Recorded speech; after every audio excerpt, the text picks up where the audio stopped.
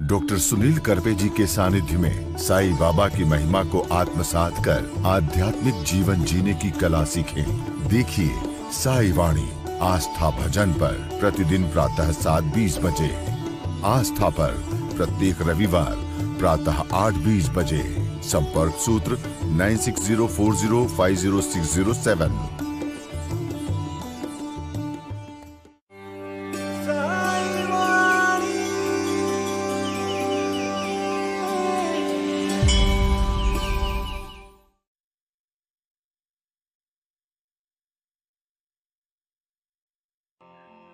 नमस्कार मेरे प्रिय आत्मा, साई वाणी में आप सबका स्वागत।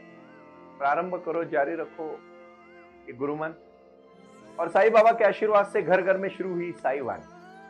ये साई वाणी को प्रारंभ करने से पहले मैं आज सबको, और आज का प्रश्न है, बहुत ही मेरे पूना के परम मित्र है, बहुत सालों से हम एक साथ रहे, ज्ञानेश्वर जी दराड़े प्रोफेसर है, काफी समझदार हैं, बहुत साल मेरे साथ बातचीत करते रहते हैं। और आज उन्होंने मुझे प्रश्न पूछा, सुनील जी सच में मेडिटेशन इतना महत्वपूर्ण है और भारत एक सांस्कृतिक देश है, इतने सालों से योग और ध्यान की यहाँ क्रियाएं होती है, तो आप मुझे बताइए सब लोग मेडिटेशन क्यों नहीं करते?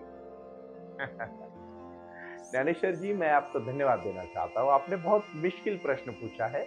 हाँ, आप मेरे साथ बीएड करने में और पढ़ाई करने में, एमएड करने में भी थे, डॉक्टरेट में भी हमने साथ में एजुकेशन में पीएचडी की, बहुत खुशी की बात है ज्ञानेश्वर जी। बट मैं एक बात आपको कहना चाहता हूं कि याद रखिएगा, जीवन में कुछ तत्व होने चाहिए, कुछ मूल्य होने चाहिए, कुछ विचारधारा होनी चाहिए, और जिनके बहुत सारे विचारों का प्रभाव मेरे वैयक्तिक जीवन में है, वो आदरणीय महात्मा जी गांधी, इनकी 2 अक्टूबर को जन्मदिन। मैं गांधी जी को धन्यवाद देना चाहता हूं कि उन्होंने सच में हमारे देश का नेतृत्व किया और पूरे विश्व को एक सत्य और अहिंसे का मार्ग दिखाया, वो एक जीवन जिए। उन्होंने बहुत बड़ी बेसिक प्रिंसिपल में, आपके प्रश्न का मैं उत्तर देने से पहले मैं छोटी सी कहानी कहना चाहूंगा, लेकिन उससे पहले मैं कहना चाहता हूं कि जो 7 प्रिंसिपल्स गांधी जी ने जो सिखाए थे, उनको अब हमें याद करना चाहिए, और वो मैं 2 अक्टूबर के साई वाणी में लेने वाला हूं। लेकिन उसके पहले आप ये कहानी जरूर सुन लीजिएगा। कहानी बहुत प्रीतिपूर्ण है, बहुत मीठी कहानी, क्योंकि हमेशा हमारे जीवन में अत्र शूरा महाश्वासा भीमार्जुन समायुधि, अत्र शूरा महाश्वासा भीमार्जुन समायुधि, युधानो विराटस्य द्रुपदस्य महारथ। हर समय हमारे जीवन में ऐसी कुछ कलाएं हैं जिसके प्रति हमारा ध्यान ही नहीं जाता। मैं कहानी से शुरुआत करने से पहले ये बात कहूंगा, जो प्रश्न ज्ञानेश्वर जी ने पूछा कि ध्यान और धारणा के प्रति लोग क्यों नहीं जुड़ जाते, क्योंकि ध्यान और धारणा के प्रति लोग इसलिए जुड़ नहीं जाते क्योंकि उनको लगता ही नहीं है कि ये महत्वपूर्ण है। क्योंकि शिकायतें बहुत होती है हमारी, हम हमसे ज्यादा, हमारे समस्या से ज्यादा, दुनिया के समस्या से ज्यादा, उसका ज्यादा हम प्रोपोगंडा करते हैं, बवाल करते हैं। बहुत सारे लोग मैंने देखे जिनके पास बहुत ठीक ठाक होते हैं, लेकिन फिर भी बोलते हैं हम ठीक नहीं है सेहत से। पैसा पानी ठीक होता है, फिर भी बोलते हैं हम गरीब है। बहुत सारे लोगों का अच्छा चला रहता है, लेकिन फिर भी उनकी शिकायत होती है। एक सूफी कहानी है, एक राजा और उनके कुछ सैनिकों के साथ जहाज से एक जगह से दूसरी जगह जा रहे थे, और उसी जहाज में एक सूफी संत भी थे। तो वो सैनिक, तूफान आने लगा, बीच रास्ते में गए तो बहुत जोर से तूफान आने लगा, तो वो जो सैनिक था वो जोर जोर से डरा, घबरा और जोर जोर से चिल्लाने लगा और बोला, नहीं मुझे बहुत डर लग रहा है कि जहाज को यहां से पीछे घुमाओ। राजा बोला, ऐसे कैसे कर सकते भाई, हम आगे चले तो ऐसा क्यों कर रहे हैं? राजा शांत था, समझदार था। उन्होंने कहा, कोई बात नहीं, अब थोड़ा बैठो, शांत हो जाएगा, और अगर मरेंगे भी तो सब मरेंगे भाई, तू इतना क्यों चिंता कर रहा है? और चिल्लाने लगा और डरने लगा। हमारा भी वैसा है, हमारे जीवन में इतनी बड़ी समस्याएं नहीं है जितने हम समझते हैं। और जब वो सूफी संत को थोड़ा सा समझदारी से उन्होंने कहा, राजा अगर आप मुझे इजाजत दे तो मैं इसको ठीक करूं 2 मिनट में। राजा कहता है, कुछ भी कर भाई,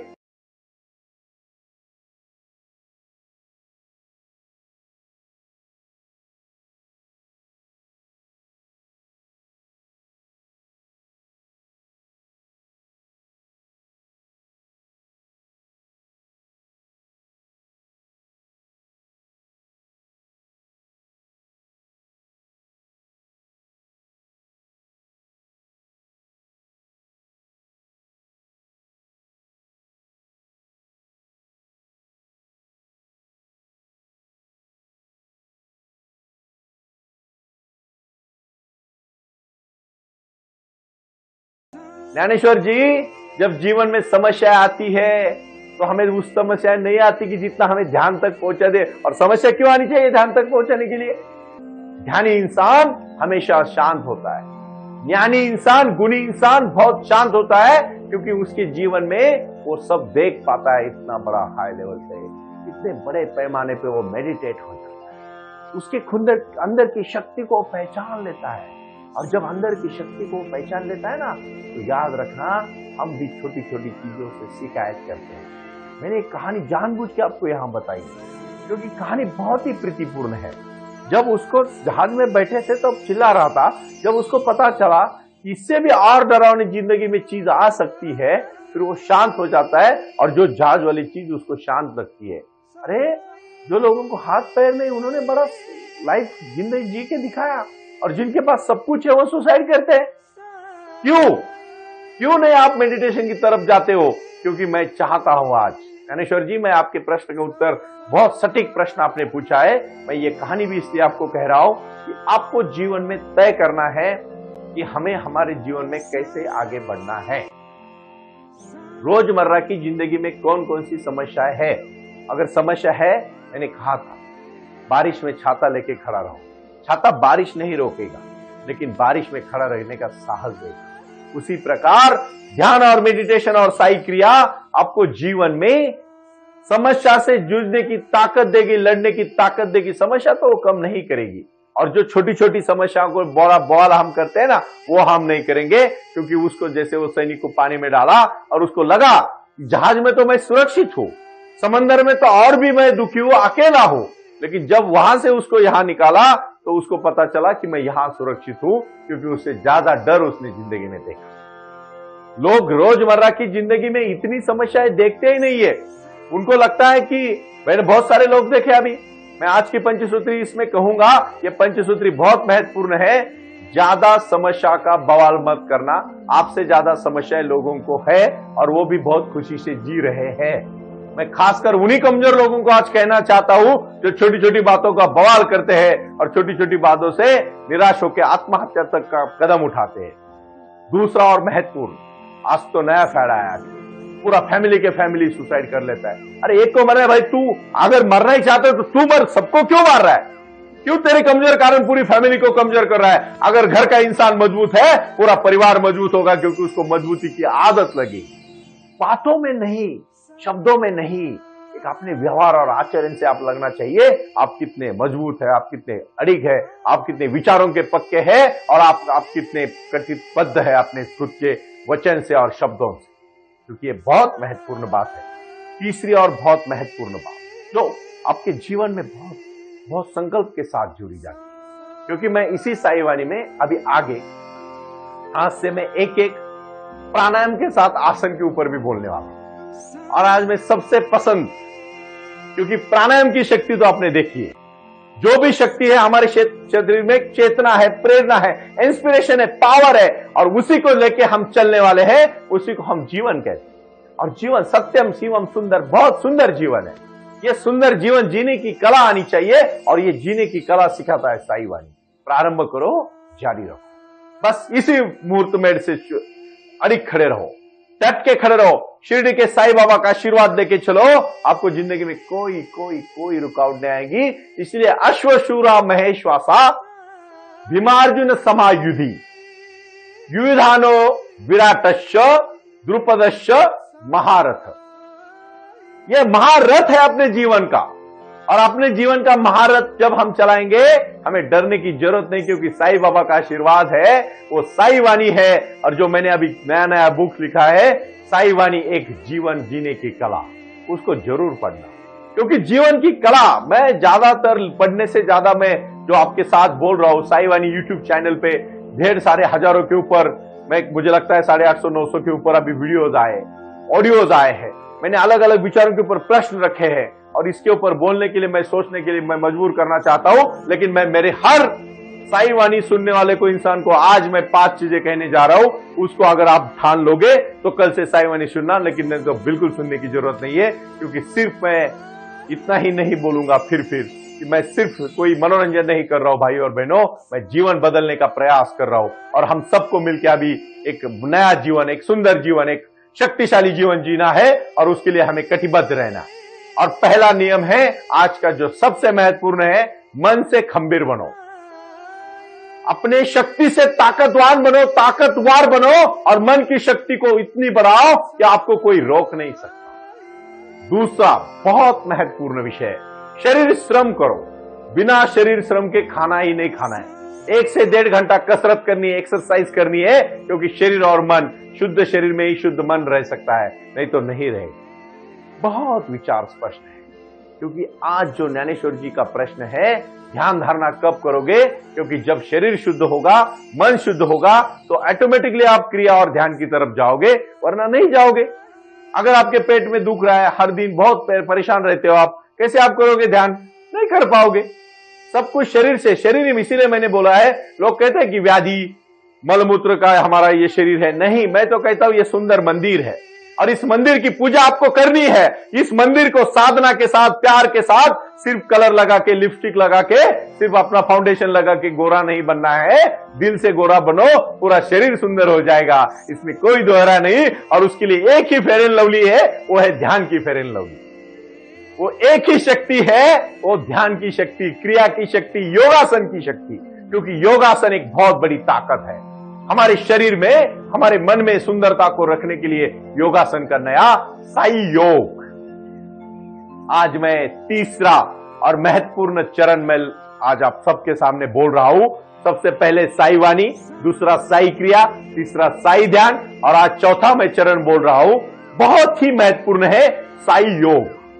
और इस साई योग के कुछ आसन मैंने पिछले 4 महीने से मैं लगातार हर दिन उस आसन के ऊपर अभ्यास कर रहा हूं, मुझे उसका अनुभव आ रहा है। और आज का जो आसन मैं शुरू करूंगा, जो मैं कल के सोमवार के दिन की, मतलब जो महात्मा गांधी जी के जयंती के दिन की साई वाणी आ रहेगी, उसी दिन गांधी जी के इस बापू के तौर पर मैंने भारतवासियों को आसन करने के लिए मैं प्रेरणा देना चाहता हूं, क्योंकि आसन ही जीवन है। और उसके लिए आस्था चैनल के माध्यम से बाबा रामदेव जी हरिद्वार में पतंजलि के माध्यम से बहुत बड़ा कार्य कर रहे हैं। वो तो सूरज है, लेकिन हम छोटा सा तिनका लेके जरूर चलेंगे, क्योंकि हमें भी आसन करने हैं, सबको आसन करने हैं और हमारा शरीर मजबूत बनाना है। क्योंकि जब शरीर मजबूत होगा, मन मजबूत होगा, और जब मन मजबूत होगा, मेरा साई वाणी का हर साधक मजबूत होगा, क्योंकि उसी के कारण जिंदगी और बाबा उसको आशीर्वाद देंगे। जीवन में सक्सेस होने के लिए शक्ति देंगे, ताकत देंगे, बढ़ावा देंगे। और इसी के कारण कुछ कर गुजरने के लिए मौसम नहीं मन चाहिए, साधन तो जुट जाएंगे, संकल्प का धन चाहिए। इसीलिए अत्र शूरा महेश्वासा भीमार्जुन समायुधि युधानो दुराटश्च द्रुपदश्च महारथ। इस भूमिका के प्रति हम अटिक हो जाएंगे। चौथा और महत्वपूर्ण, सबसे महत्वपूर्ण, शुद्धता मन की होनी चाहिए। किसी के भी बारे में बुरा विचार मन में मत रखो। अगर कभी जानबूझ के आए भी ना, तो उठाओ फोन और उसके साथ सीधी बात करो, लेकिन मन में मत रखो। मन में रखने से ना आप क्या है ना, वीक हो जाते हो। और जब अंदर से वीक होते होते चले जाओगे ना, बहुत वीक हो जाते हो। इसीलिए साई वाणी trust.org पे मैंने एक बुक्स रखा है, उसको आप पढ़ना चाहोगे तो जरूर पढ़ो। साई वाणी जीवन जीने की कला। इसमें कला है, एक आर्ट है, एक लाइफ है, एक एंजॉयमेंट है, और इसी में जीवन जीना चाहिए। सबसे महत्वपूर्ण और आखिरी 5वां गुरु मंत्र है जो मुझे ज्ञानेश्वर जी ने पूछा। ज्ञानेश्वर जी, मैं एक बात कहना चाहूंगा आपको कि ये वसुधैव कुटुंबकम जब हम कहते हैं ना, तो आज हम हमारी भारत भूमि की, ध्यान की जो भूमि है, ये बुद्ध की भूमि है, महावीर की भूमि है, ज्ञान की भूमि है, ध्यान की भूमि है। इसी से पूरे विश्व को संदेश देना है मुझे कि आज उठो, अपनी वैयक्तिक निजी स्वच्छता के ऊपर ध्यान दें। मन, शरीर, बुद्धि, विचार निराकार करो, शुद्ध करो उसको। एक तो पहले फ्रेश रहना सीखो। मैं हमेशा आपको कहूंगा, कभी किसी व्यसन के आहारी मत जाओ। कोई भी लत नहीं होनी चाहिए, ना शराब की होनी चाहिए, ना सिगरेट की होनी चाहिए, ना दारू की होनी चाहिए, ना किसी भी चीज की नहीं होनी चाहिए। सिर्फ और सिर्फ अपने मंदिर की पूजा, शरीर की पूजा अच्छी तरह से करो। और कुछ भी हो जाए, भले ध्यान ना लगे, लेकिन ध्यान के लिए 1 घंटे के लिए समय निकालो। आपका आखिरी का वचन है, वो आए और आकर चले गए, मौन रहे और कुछ कह गए, कुछ था, जो बिन बाटे ही बट गया, जल उठे दिए और अंधेरा झट गया। इसीलिए मैं जिनके विचार भूमि, एक बहुत बड़े विचारवंत हुए, उन्होंने कहा था, yesterday I was clever, today I am wise। मैं कल होशियार था, आज मैं समझदार हो गया। ज्ञानी इंसान बहुत समझदार हो जाता है, उसको किसी भी चीज का डर नहीं लगता और उसके जीवन के लड़ाई में वो भगवान कृष्ण यानी साईं बाबा की जैसे आशीर्वाद लेके साई वाणी का प्रारंभ करो और जारी रखो को गुरु मंत्र लेके वो कामयाब हो जाते हैं। बहुत बार मैंने खुद कोशिश की थी कुछ चीजों को पाने के लिए, लेकिन जैसे मैं ध्यान से जुड़ा, मेरी सब इच्छाएं, सब चीजें पूरी होने लगी। अच्छे अच्छे लोग मिलने लगे, जिनके प्रति मुझे बहुत शिकायत थी, वो लोग मुझे अच्छे लगने लगे, क्योंकि मेरा नजरिया उनकी तरफ देखने का अच्छा हुआ। आप सबको मैं आज विनती करना चाहूंगा कि बदलाव लाना ही जीवन है और वही क्रांति है। इसीलिए आप उठो, जागो, प्रारंभ करो, जारी रखो। प्रणाम। ओम साई राम। प्रारंभ करो, जारी रखो। इसी विचारधारा से साई वाणी का प्रारंभ हुआ। शिरडी के साई बाबा का आशीर्वाद पाके खुद अपने जीवन में एडवोकेट डॉक्टर सुनील नाना साहेब करपे जी ने साई वाणी के इस कार्यक्रम को प्रारंभ करते हुए 21वीं सदी को सही में साई बाबा के आशीर्वाद से लोगों के जीवन में बदलाव एवं खुशियां लाने के लिए साई वाणी का प्रारंभ किया। लगातार लोग साई वाणी को सुनते आ रहे हैं। साई कृपा जो साई ध्यान से जुड़ी हुई है, क्योंकि मेडिटेशन ही एक ऐसी शक्ति है जो जीवन में क्रांति ला सकती है, बदलाव ला सकती है और खुशियां दे सकती है। लेकिन उसके लिए प्राणायाम बहुत महत्वपूर्ण है और अपने संकल्प के प्रति अडिग रहकर उन्होंने प्राणायाम की श्रृंखला को अपनी शक्ति से जोड़ा और उसको साई क्रिया के माध्यम से साई ध्यान के प्रति वो लगातार लेके चले गए। इन सब क्षेत्रों के लिए एक ऐसा परिक्षेत्र होना चाहिए जहां लोग आएं और रुके। शिरडी में साई बाबा के समाधि के आशीर्वाद के बाद उनको ज्ञान और ध्यान दोनों की शक्ति देने का प्रयास किया जा रहा है। इसीलिए साईं बाबा की 65 फुट हिंदुस्तान की सबसे बड़ी प्रतिमा बनाकर वहां बाबा का मेडिटेशन सेंटर खोला गया है। साई आंगन इस नाम से यह जाना जाता है।